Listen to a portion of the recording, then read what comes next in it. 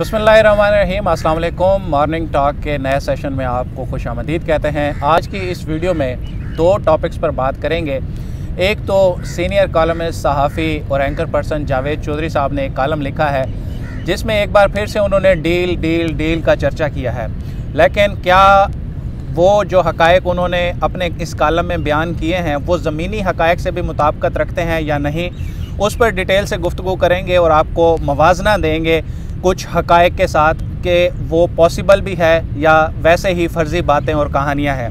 दूसरा बात करेंगे मिनी बजट के हवाले से। गुज़श्ता रोज़ भी हमने उस पर बात की थी और इत्तेहादियों के बारे में बात की थी, और वो फिर कल ही वो बात सच साबित हुई कि इत्तेहादियों ने ये एतराज़ उठाया कि हम इधर उधर से तो सुन रहे हैं कि मिनी बजट लाया जा रहा है, लेकिन अभी तक हमसे किसी ने रब्ता नहीं किया। और हुकूमत की यहाँ पर एक और कोताही देखने में आई कि हुकूमत ने वैसे ही फ़र्ज़ कर लिया कि इत्तेहादी हमारे साथ होंगे।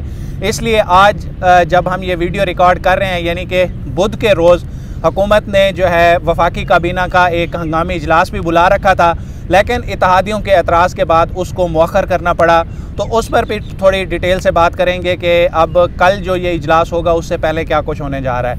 Thank you so much Zeeshan. Javed Chaudhary साहब का कॉलम आपने पढ़ा, पहले तो एक ओवरव्यू दे दें कि वो चाहते क्या है।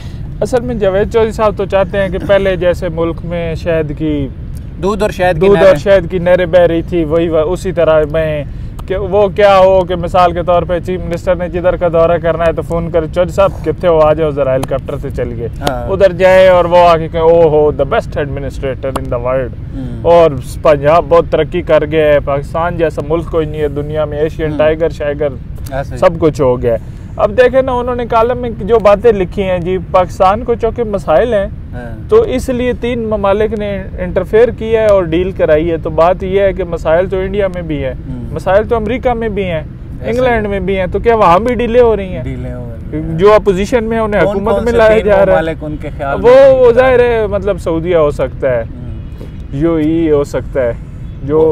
अच्छा, एक तो ये जो सीनियर जितने भी सहाफ़ी हैं इनके साथ ये पता नहीं क्या मसला है कि ये अभी भी ख़ुद को 90 की दिहाई में रखते हैं और फिर उसी के हिसाब से ही तज्ज़िये तबसरे करते हैं। 2018 के इलेक्शन में भी ये ऐसे ही कह रहे थे, फिर उसके बाद इनको अब अदराक हो जाना चाहिए कि ज़मीनी हक़ाइक़ बहुत सारे चेंज हो चुके हैं। अच्छा, अब ये देखें कि जो सऊदी अरब का मामला है, पहले उस पर बात कर लेते हैं कि सऊदी अरब अब डील क्यों कराएगा।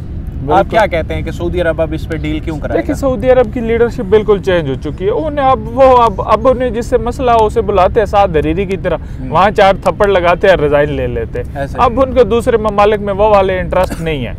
हाँ, जहाँ लगे वो इमरान खान पे भी दबाव डाल लेते हैं, भाईजान मलेशिया नहीं जाना, वो अलग बात है। लेकिन ये जो है ना कि मियाँ साहब के लिए सब कुछ हो रहा है, सारी दुनिया जो है ना, ये लगता है कि वो तो मतलब खिते की ठेकेदारी के अलावा वो चाहते हैं कि पहले अब हम अपने आप को इतना स्ट्रॉन्ग कर सकें कि वहाँ पर अपनी बादशाहत की बका की जंग उनकी जारी है। वो अपने मुल्क को स्टेबल करना चाहते हैं और वो ज़्यादा इस तरह के मामलात में इंटरफेयर नहीं होता। मतलब तो पाकिस्तान के लिहाज से कुछ मामलात ऐसे हैं जिन पे उनका मुसलसल वो अटैच भी रहते हैं, उसमें वो फंडिंग भी करते हैं, इमदाद भी करते हैं। लेकिन इस तरह से आगे कि भाई एक ही फ़र्द के लिए हर वक्त वो तैयार खड़े हैं कि नवाज शरीफ आएगा तो तब्दीली लाएगा। बस तो वो देखे ना, वो अब उन्होंने मतलब चौधरी साहब ने लिखा है कि नवाज शरीफ आएगा तो चीन $36 अरब दे देगा। $36 अरब, मतलब इन्होंने ये $36 अरब, 36 अरब डॉलर तो वो वहाँ पे इन्वेस्ट नहीं कर रहे जहाँ पे उनके पास खुला ऑप्शन है अफगानिस्तान में। बिल्कुल ठीक है,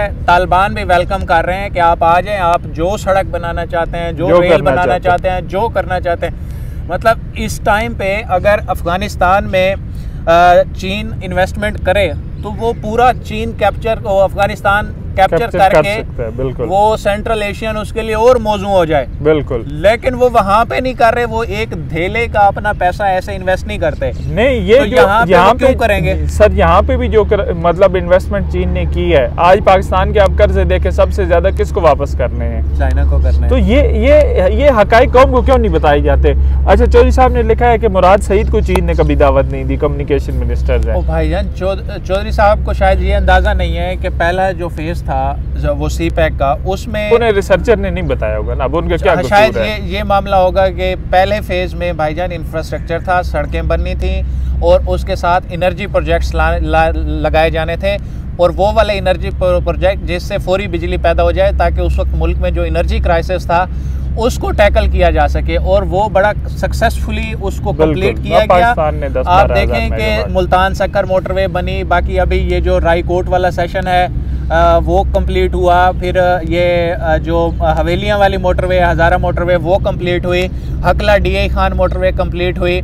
अब उसके बाद अब दूसरा फेज़ एंड में एंटर हो चुका है। शायद चौधरी साहब ने दूसरे फेज़ का मेरे ख्याल में अपने कॉलम में उन्होंने जिक्र ही नहीं किया कि CPEC का अब दूसरा फेज़ है। और दूसरे फेज़ में क्या करना है, दूसरे फेज़ में इंडस्ट्रियल जोन लगाए जाने हैं जो कि डायरेक्ट लिंक्ड हैं वफाकी वजीर बराए मनसूबाबंदी से और CPEC अथॉरिटी से।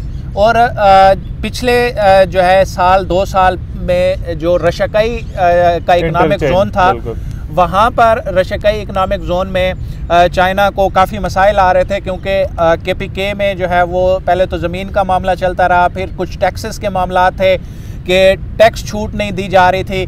अब कोई भी इन्वेस्टर जो है वो अगर चाइना से इधर अपनी इंडस्ट्री शिफ्ट करता है तो वो क्यों करे, अगर उसको यहाँ पर 5 साल की टैक्स छूट मिलेगी, उसके बाद भी देखें ये जो इकोनॉमिक जोन होते हैं इसमें ग्रेजुअली टैक्स आप इम्प्लीमेंट करते हैं। 5 साल बिल्कुल छूट देंगे, अगले 2.5 साल आप 25% लेंगे, फिर 50% लेंगे, फिर 12-15 साल बाद जाके आप 100% टैक्स पे आते हैं। अच्छा, एक तो इंडस्ट्रियल जोन हो गया, दूसरा ये लिंक्ड है डायरेक्ट एग्रीकल्चर से।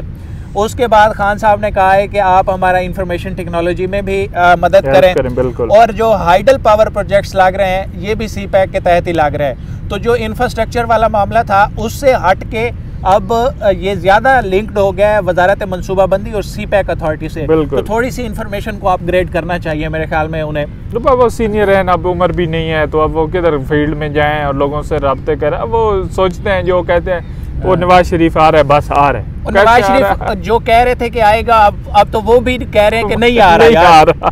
ये तो हम पहले दिन से कह रहे हैं कि मियां साहब ज्यादा कोई नहीं, माहौल बना। दूसरा माहौल तो हुकूमत ने खुद बना दिया है।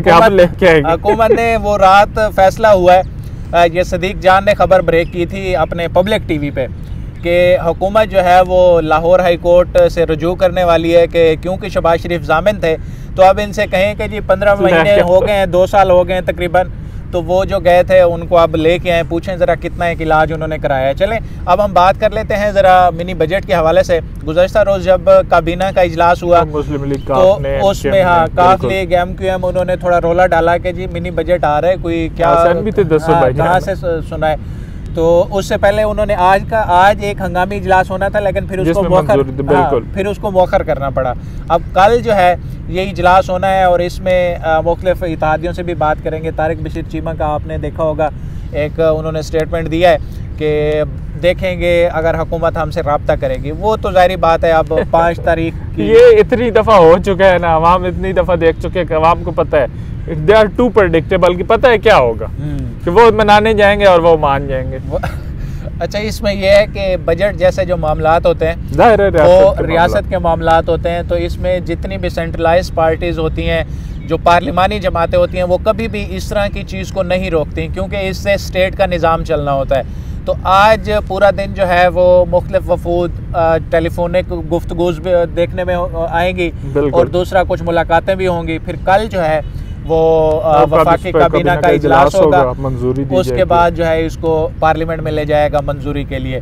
तो होपफुली ये तो अब हो ही जाएगा, लेकिन फिर वही बात कि अब जो हमारे सीनियर हैं जो TV पे बैठे हैं, जिनको मंजन बेचने को मिल जाता है यार, अच्छा कमी भी नहीं है यार, कमी भी नहीं है ना। साढ़े जब बेरोजगार हो ना, चलो जी चल यार झूठ बोला कि कुछ सिलसिला है, और TV पे भी बेच रहे हैं, कॉलम भी बेच रहे हैं, YouTube चैनल भी बेच रहे हैं, और उसके अलावा पता नहीं कितने बिजनेस हैं। तो कभी भी क्योंकि हम जर्नलिस्ट, एक नई जो पौध आई है उसमें मेजॉरिटी ऐसी है जो कभी भी उस साइड पे नहीं जाती कि फैक्ट से हट के बात नहीं करते। बिल्कुल। अब हमारी जो जनरेशन है वो ये भी चाहती है कि ये जो एक ही मंजन है जिसका हमें पता भी होता है कि ये चीज़ हो जानी है, इसको हम जितना भी 10 प्रोग्राम कर लें, 15 प्रोग्राम, उसकी बजाय कोई पॉजिटिव कंटेंट क्रिएट करें, कोई नई चीजें यार, लोगों को इनोवेशन देना। नहीं, अब देखें ना, इसीलिए रोज हजारों प्रोग्राम हो रहे हैं, कॉलम लिखे जा रहे हैं, सोसाइटी पे कोई इफेक्ट नहीं क्या है, कुछ भी नहीं है। तो ठीक है जी, आज के ये जो 2 टॉपिक्स थे वो हमने डिटेल में आपको उनकी तफसीलात आपके सामने रखी।